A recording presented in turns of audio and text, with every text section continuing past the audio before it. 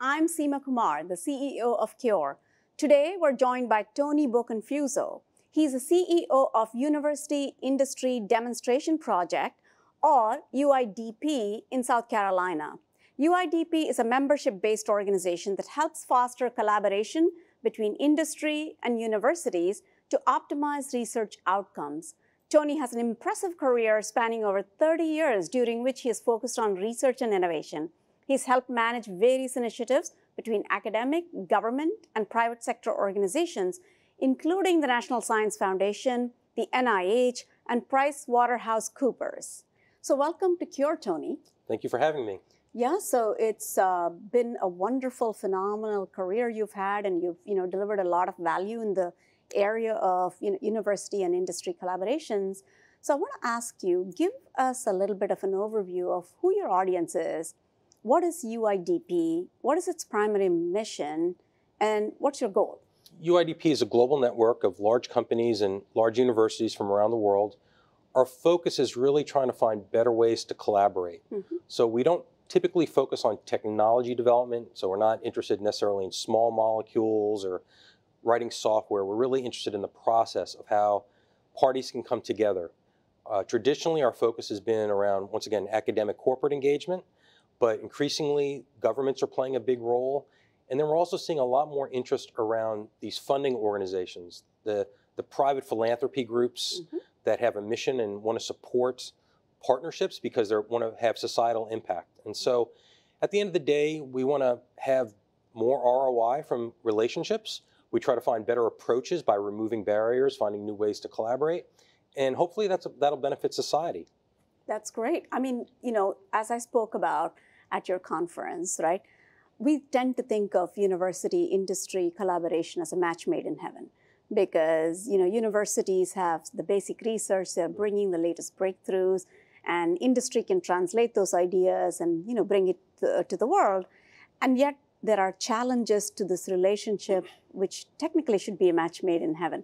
What are the challenges of industry-academic collaborations? Sure. So there are lots of challenges and opportunities for enhancing these relationships. Some of them are very practical. Just the missions of companies and the missions of universities are distinct. Candidly, in some areas, universities are uncomfortable working with companies because of their mission or what they're doing. But at the end of the day, academics don't make products and don't make services or don't create services. And so working with the private sector is extremely important if you really want to have impact. And so, once again, there's sometimes a mission misalignment, but if you want to get impact, it's very important for academics to partner both with not just large companies, but startups. And so I think that's clearly one area that has been a challenge. The other, a lot of times I think people talk about money, right? So academics need money because they run small businesses, right? So if you're a researcher at a great academic medical center, you need lots of money to run your lab. Companies bring a lot more than just money, though. They bring tons of know-how, they bring facilities, they bring materials, and I think one of the things that I don't know that academics have a great appreciation for is that working with large companies can mean so much more than just getting a check through a transaction. It's really building a partnership. And what we focus on, and I think what many people are striving for, are more holistic, longer-term relationships that aren't transactional in nature. Yes, absolutely, because there needs to be more value beyond just the handshake. Right? And so this is where I think the suite of other things that are sort of the intangibles sometimes come into play.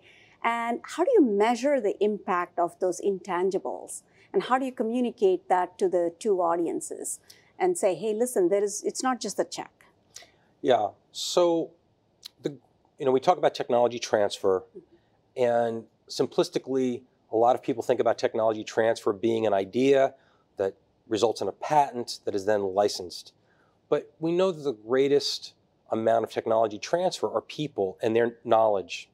And companies have really talented researchers. Universities have really talented researchers. Universities have them at all levels, right? From graduate students or undergraduate students all the way through to faculty members. And so when we think about partnerships and we think about having impact, if you can work with the best minds in industry and marry those with the best minds in academia, you're going to get results that you couldn't get by just having the perspectives of an academic or just the perspectives of a company. And in our sessions today, when we were talking, Elsevier talked about citation impact for publications. Mm-hmm.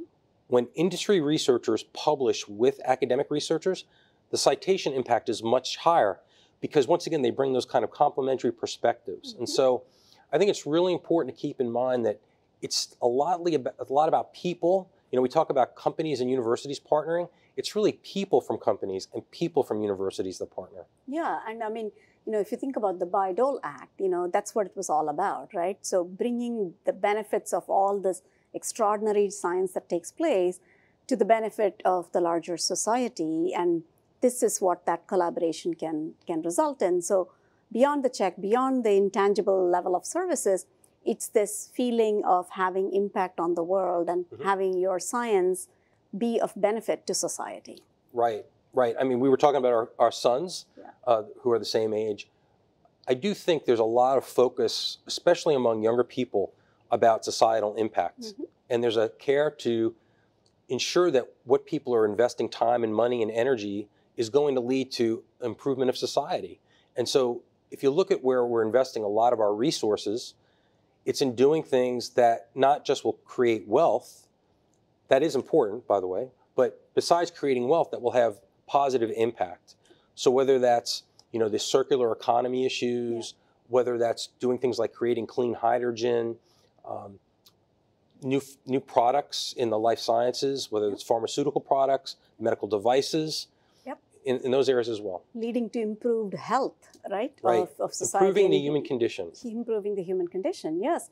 So finally, Tony, for those who are watching us today, what advice would you give institutions who are looking to strengthen their collaborative ties with external partners?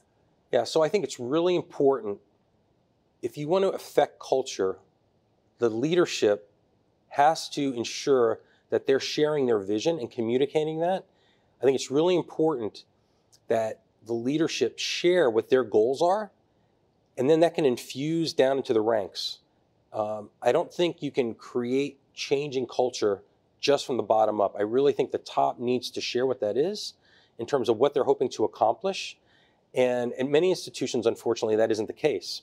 And so I always encourage CEOs or CTOs or university presidents, share your vision for why it's important to partner, why it's important for us to do these things to improve the human condition and really have impact. So, here, our mission is also to improve the human condition, and we have a simple mission that is CURE. What was it like to be in this campus, and what was it like to host this conference here today? Yeah, so the remote world that we lived in for several years had some benefits. It democratized the process a little bit, allowed you to bring in different voices and really do things in a more facile manner.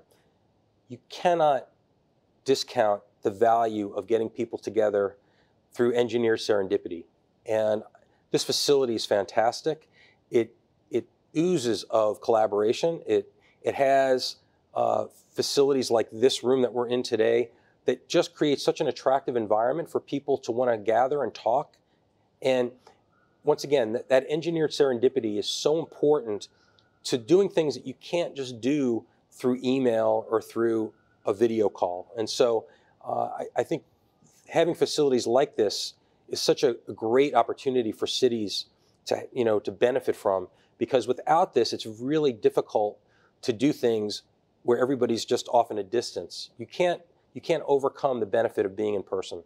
Absolutely, and that's what we human beings thrive on, is the collision of ideas and the convergence of intersections of disciplines. So thank you so much, Tony. Thank you for being here at CURE, and thank you for joining us on Tuesday Talks. Oh, thank you so much. Thank you for having me.